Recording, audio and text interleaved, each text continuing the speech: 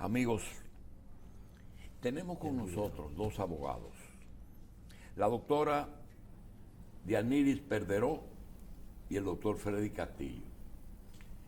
Quiero señalar que la presencia de ellos se debe a una petición nuestra. Ellos no son muy proclives a usar la prensa ni los medios como un recurso, a pesar de que a veces hasta es necesario. Nosotros no traemos juicios a la televisión y ellos no gustan de llevar recursos a los medios. La doctora Dianiris Perderó y Freddy Castillo son abogados de una persona que fue condenado a 10 años de prisión y que hoy tiene un poco más de 8 años cumpliendo esa prisión. Fue condenado en primera instancia a 10 años. La Corte de Apelación ratificó esa sentencia y hoy está pendiente de un fallo o de casación en la Suprema Corte de Justicia. Pido que me perdonen el lenguaje porque no soy abogado, no utilizo quizás los términos correctos. Yo quisiera dejar que los abogados del señor Rizik, que guarda prisión en la prisión de Rafey en Santiago, después de haber estado en La Vega y en Najayo, que ustedes nos ayuden a entender algo, no en beneficio de su defendido, sino en algo que fue la razón por la que nosotros le pedimos que viniera. Aquí existe una ley que se dice, la ley de droga, 5088 es. Así es. Esa ley prevé el delito y el castigo. Pero hay una cosa que yo no entiendo, y es, cuando una persona se acusa, hay que llevar la prueba. Había que hacerlo antes y ahora que la prueba pesa más. Esa prueba, en el caso de drogas o en el caso de armas, tiene que estar acompañado de la prueba de la droga. Pero hay algo en drogas y es que la condena viene dependiendo de la cantidad que se confisque. Por eso es que dicen consumo o tráfico, dependiendo de la cantidad. Pero en el tráfico hay también, primero, que sea droga y segundo, que se establezca la dosis. Nosotros hemos visto que en ese caso, primero, no se guardó la prueba hasta el final del juicio. Se quemó la prueba a principio del juicio. Es decir, se fue a apelación y se va a la Suprema sin la prueba. Pero el experticio dice que lo confiscado que sirvió de acusación tenía trazas de droga, trazas. Entonces, trazas no está o sí está en es decir, 1 kilo, 2 kilos, 2 onzas, 3 onzas y trazas. Es algo que está tipificado y a ese le tocan 10 años al que tenga trazas. Esa es una. Y la otra es, esa persona tiene 8 años y más preso y el caso está en la Suprema. En el caso de que la Suprema casara ese caso, eso iría a primera instancia, iría a otra corte y habría que comenzar de nuevo sin pruebas o con el análisis de trazas anterior. Yo quiero dejarlos, para no interrumpirlo, al doctor Castillo y a la doctora Perderó que nos traten esos dos temas por separado. Doctor. Muy buenos días, muchísimas gracias por la invitación. Ciertamente es como has dicho, no tenemos mucha costumbre de manejarnos así en estos medios, pero cuando toca, toca, y entendemos que sí, que esta vez toca. Tal y como se dijo, Winston Ricí sigue preso en Rafey de Santiago, a pesar de que desde el primer momento ha negado enfáticamente que esa supuesta droga que se ocupó en una propiedad suya fuera de su pertenencia, o mejor, que fuera real que esto hubiese aparecido allí. Siempre dijo, de hecho, que eso lo llevaron, hay que estar muy claro, Yéndonos a lo que es la experticia, que debe ser la base para la acusación, porque en materia de drogas, la posesión de la droga, la existencia de la droga es indispensable. Esa analítica no es concluyente en lo absoluto y por tanto debió haber sido rechazada desde el primer momento. Sus abogados, y de hecho yo he estado desde la génesis de este proceso, dijimos esto y nos hemos cansado de decirlo a todo nivel.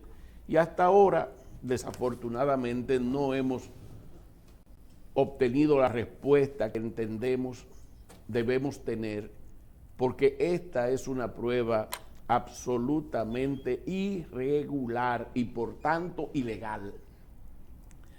La experticia refiere que existen 10 kilos de una sustancia, 10 kilos, de los cuales en la propia analítica dice que 2 no son droga, 2 no son droga, y que en los 8 restantes existe presencia de cocaína. Eso ya de por sí es algo alarmante. No existe en la República Dominicana ninguna otra analítica que tenga la palabra presencia de cocaína, generalmente y en todos los casos. Y nosotros aportamos más de 40 analíticas diferentes. Se concluye del siguiente modo: la sustancia analizada es cocaína. En este caso no ocurre así. Se dice presencia de cocaína. Nosotros, frente a una analítica de esta naturaleza, enarbolamos un argumento que entendemos sumamente apropiado. Y decíamos que si usted coge un tanque de 55 galones de agua cristalina y desde arriba le echa 5 gotas de cloro, un buen análisis del agua va a declarar que tiene ¿qué? Presencia de cloro. Ahora la pregunta es, ¿y es cloro? O sea, los 55 galones de la sustancia contenida en el tanque ¿son cloro? Evidentemente no. Entonces, esto lo hemos dicho, nos hemos cansado de decirlo en todos los tribunales y se ha buscado la vuelta de no entrar al fondo de la cuestión de que la analítica en ningún caso dice que eso es cocaína. Bien, doctora Perderó, indudablemente hay lo que se llama la íntima convicción, que en justicia ya no tiene mucho valor, ahora es la prueba. En el caso de este programa, que no es un juicio, yo que soy medio pariente de ese señor, porque nuestros apellidos, aunque se escriben un poquito diferente, tienen el mismo origen y el mismo pueblo. Se dice que somos primos. Quiero decirle que yo no tengo ninguna duda, que posteriormente se confirmó, de que esa es una persona que ha tenido problemas con personas que serían capaces de colocar drogas en una finca y luego enviar a las autoridades para probarlo. Trazas o no, serían capaces porque inclusive han intentado matarlo y mataron a una persona por equivocación. Como también le puedo decir que la otra acusación por tenencia de armas pudiera defenderlo, pero desgraciadamente yo sé que la mayoría de los dominicanos con posibilidad de tener un arma ilegal la tenemos. Eso no es un secreto y usted puede decir lo que le dé la gana. Es decir, que yo creo que lo de la droga se la pusieron y que lo del arma podría ser cierto. Doctora, tómese el tiempo que usted quiera, porque la tenencia de arma ilegal también es un gran delito, pero no creo que llegue a 10 años. Gracias. Buenos días a todos los presentes. Es correcto, señor Jacín. Al momento que el señor Ricit fue arrestado y que le fue supuestamente decomisada la supuesta droga en su finca sin su presencia, lo que implica que posesión no había, ni de armas ni de droga, porque él no estaba allí. Pero sin embargo lo han sometido por ese tipo penal, por esos tipos penales. La ley de armas, la máxima pena que contemplaba para ese tipo penal era de 5 años. Y póngase usted que en realidad pudiese retenerse ese tipo penal, pues mire, ya sería una pena pagada hace tiempo, porque el señor Ricit tiene a la fecha de hoy 8 años y 8 meses detenido, y no es cumpliendo la condena. Conforme a nuestra legislación, el señor Ricit es un preso preventivo. Y por estos casos que vemos hoy día en la prensa, ya creo que medio país sabe que el Código Procesal Penal establece como límite máximo de la prisión preventiva 18 meses. Específicamente en el artículo 241, para los casos complejos. Para los casos normales es 12 meses en el 241.3, que este caso no está declarado complejo, lo que implica que el señor Ricit, desde que cumplió 1 año de prisión, debió haberse ordenado el cese de la prisión preventiva. ¿Pero qué sucedió? Que eso no pasó. Los tribunales no ordenaron el cese y el señor Ricit continuó en prisión. ¿Y por qué no está cumpliendo la condena? Porque el artículo 401 del Código Procesal Penal establece la suspensión de la ejecución de la condena por el curso del recurso o por el transcurso del plazo. Y como es el caso, el señor Ricit tiene un recurso en curso que hoy día se encuentra en la Suprema Corte de Justicia. Esto ha sido entendido válidamente por la Suprema Corte de Justicia en una sentencia que nos dieron recientemente, el día 15 de mayo de este año, para ser más específico, cuando le solicitamos al señor Ricit una revisión de la medida de coerción, toda vez que todavía es un preso preventivo. La Suprema Corte de Justicia había mantenido el criterio reiterado de que era inadmisible la revisión de la medida de coerción en el estadio de la Suprema Corte de Justicia por no cumplir con la función nomofiláctica de la Suprema y por que se trataba de un preso condenado. Ese criterio, gracias a Dios, que era un criterio errado, ha sido variado a través de nuestra intercepción y ha establecido el presidente de la Suprema Corte de Justicia en funciones en las funciones conferidas por el artículo 239 en ocasión de la revisión, de la solicitud de revisión, que no se trata de un preso preventivo, perdón, de un preso condenado, que se trata efectivamente de un preso preventivo. ¿Por qué? Porque todavía la Suprema Corte de Justicia puede anular esa sentencia y puede enviar, en virtud del 427.2, a un nuevo juicio o a la Corte, porque la Suprema puede tiene ambas. Justamente ahí, siga ahí, doctora. Dígame. Vamos a suponer que la Suprema ya conoció eso y está pendiente de fallo.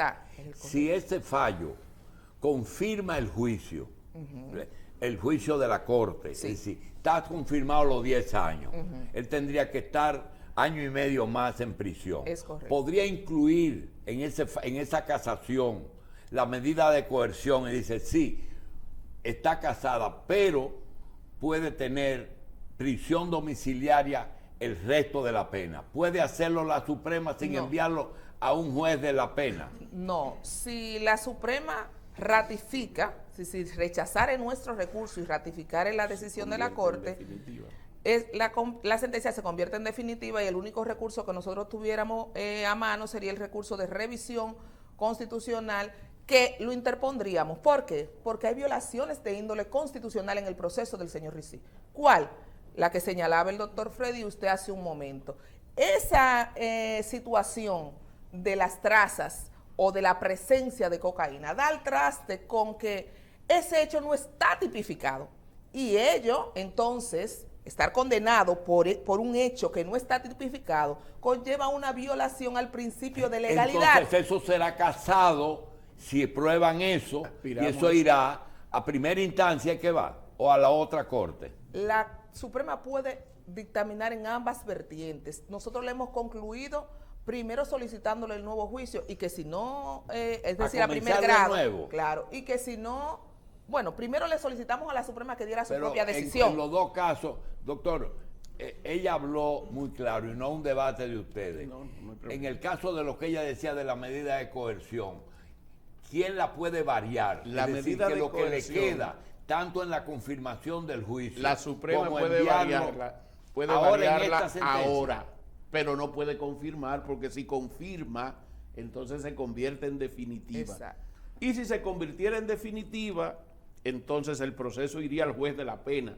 El juez de la pena pudiera entonces liberarlo condicionalmente, porque la única exigencia sería el cumplimiento de la mitad, y claramente si tiene casi 9 años, está pasado por 4 de la mitad. Doctor, es así. De los 10. Es correcto. Y de hecho, nosotros aspiramos que la Suprema Corte de Justicia, que se encuentra apoderada a la fecha de hoy de una solicitud de fijación del cese Del de la cese. medida de coerción, acabe de darnos fecha. Desde el 18 de mayo, con posterioridad a la sentencia que hacíamos referencia, que fue el 15 de mayo, donde el juez presidente varía el criterio de la Suprema Corte de Justicia y establece que sí, que puede revisar y que la revisión procede, pero nos declina ante el Pleno de la Sala para conocer del cese. Nosotros estamos esperando que nos fijen esa fecha para que la Suprema Corte de Justicia, que tiene competencia y que puede hacerlo, Porque no fue la sentencia nos ya. cese la medida o que nos dé Bien, el perfecto. fallo.